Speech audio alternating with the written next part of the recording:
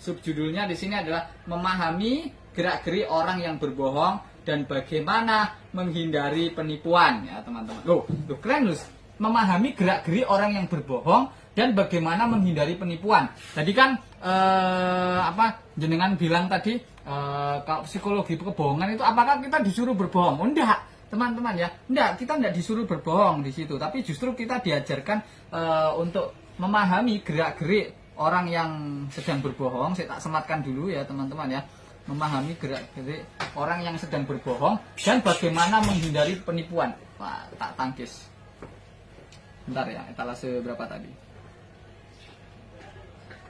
Ini ya, etalase 4 ya teman-teman ya. Oke. Jadi buku ini tuh menyelidiki tentang pembohong, yaitu orang-orang yang menggunakan tipuan sebagai cara utama mereka untuk menjalani kehidupan. Nah, ngapain gitu? Menggunakan tipuan sebagai cara untuk menjalani kehidupan. Nah, memang beberapa orang itu ada yang jujur, ada yang pembohong ya teman-teman ya. Bohong pun ya, itu kan kemarin kita jelaskan ya, ada 3 bohong itu. Ada yang bohong karena memang bohong banget ya, bohong biasa, bohong banget, sama yang ketiga ada berbohong dengan statistik kan kemarin ya. Nah, jadi tidak banyak pembohong yang ada di sekitar kita, tapi ada juga yang memang itu kamuflase ya teman-teman ya, seolah-olah jujur padahal tukang kibul ya teman-teman ya. Nah, beberapa pembohong meskipun ada beberapa ya, itu dapat memberikan dampak yang sangat besar terhadap kehidupan masyarakat, bisa menghancurkan hubungan, terus bisa juga membuat bisnis bangkrut ya teman-teman ya, dan bahkan ketika mereka memperoleh kekuasaan politik ya, itu bisa banget merusak tatanan masyarakat ya, orang-orang yang berbohong ya. Nah, jadi di buku ini itu akan mengeksplorasi ya si pembohong tersebut, kelompok-kelompok tersebut ya teman-teman ya, kelompok-kelompok kecil yang berbahaya ini melalui kacamata ilmu psikologi. Dan menurut penelitian ya teman-teman ya, nah ini akan dibahas juga ya, menurut penelitian baru yang menarik, memberikan kita wawasan tentang sifat orang yang tidak jujur. Akan dijelaskan sifat orang jujur itu seperti apa sih, dan orang yang tidak jujur itu seperti apa sih. Nah, dan menjelaskan siapa yang berbohong. Nah, dari mimik wajah, dari pergerakan, sebenarnya orang itu bisa dilihat, oh dia itu bohong atau enggak sih teman-teman ya, kayak membaca gestur ya. Nah, jadi kan ada buku seni membaca wajah, terus ada buku pokoknya yang tentang membaca gestur-gestur itu ada teman-teman. Termasuk di sini akan dibahas hanya untuk gestur yang orang-orang yang berbohong. Orang-orang si pembohong itu sebenarnya gesturnya seperti apa sih? Dari mimik muka, terus gerakan tangan dan lain sebagainya, atau mungkin bahasa tubuhnya itu seperti apa, akan dijelaskan di sini. Kadang itu ya yang paling utama adalah orang yang kalau berbohong itu biasanya ragu-ragu.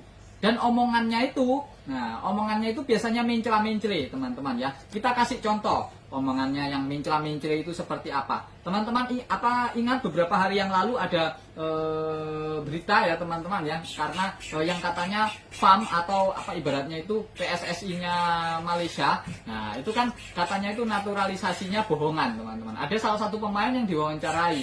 Nah, katanya itu bapak atau ibu. Nah, yang salah satunya itu dari negara ini, salah satunya ternyata dari Spanyol. Ternyata nggak ada darah Malaysianya sama sekali. Nah, gitu teman-teman ya. Terus dia mengoreksi omongannya. Oh, enggak, ini dari Malaysia lah. Kalau orang yang mengoreksi ulang omongannya ya teman-teman, berarti dia sedang berbohong. Kita lihat aja kalau misal ditanya tentang sesuatu atau tentang suatu kebenaran, tapi dia mengoreksi omongannya, bukan karena lidahnya keplecok loh ya teman-teman ya, bukan karena lidahnya keplecok, tapi di situ berarti dia berbohong kalau dia udah jelas-jelas mengoreksi omongannya teman-teman ya. Nah, itu salah satunya. Terus bisa dari mimik wajah juga. Orang yang berbohong biasanya dia tidak akan berani menatap mata orang lain. Itu ya orang kalau berbohong teman-teman ya, dia pasti ragu-ragu dan pasti biasanya nengoknya itu bukan nengok kanan tapi nengok kiri. Nah, orang kalau berbohong itu nengok kiri teman-teman. Orang kalau nengok kanan ya teman-teman bisa lihat kalau ngomong sama orang. Orang kalau nengok ke kanan matanya ya, bisa dia itu lagi mikir. Tapi kalau matanya ngelirik ke kiri, dia itu lagi bohong. Melirik ke kiri kan artinya menghindar. Gitu teman-teman ya. Nah, itu ada maknanya itu masing-masing. Dari lirikan matamu. Nah, itu juga ada maknanya loh ya teman-teman ya. Langsung bisa dicek sekarang juga psikologi kebohongan. Di sini akan diajarkan untuk gestur-gesturnya, gerak-gerik orang yang berbohong itu seperti apa, dan bagaimana menghindari penipuan. Dan biasanya penipuan, nah sekarang kita ke penipuan. Penipuan banyak kan sekarang ya, misal dalam hal keuangan dan lain sebagainya. Biasanya itu ngomongnya itu ya teman-teman ya, ngomongnya itu sok neges teman-teman ya. Itu penipu-penipu sekarang itu ngomongnya itu sok neges, teman-teman bisa lihat.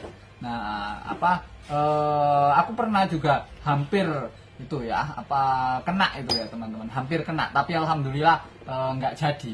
Nah, dulu banget itu hampir aku kena di ATM. Itu dia di telepon itu ngomongnya itu sok neges teman-teman. Aku diarahkan ke ATM begini.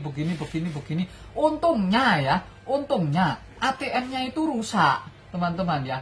Dan aku disuruh nyari ATM lain. Lah aku wis kadung jengkel teman-teman ya. Aku nggak jadi itu. Wis nggak usah, nggak apa-apa. Duh, ini harus ini wis gak ngurus tak wis jeneng wis babah. Nah, akhirnya dipoto sambungan teleponnya. Nah, dari situ orang yang omongnya sok neges ya teman-teman, yang misalnya kayak meyakinkan banget. Nah, itu tanda-tanda Anda sedang ditipu itu teman-teman. Tanda-tanda Anda sedang ditipu. Hati-hati itu teman-teman ya.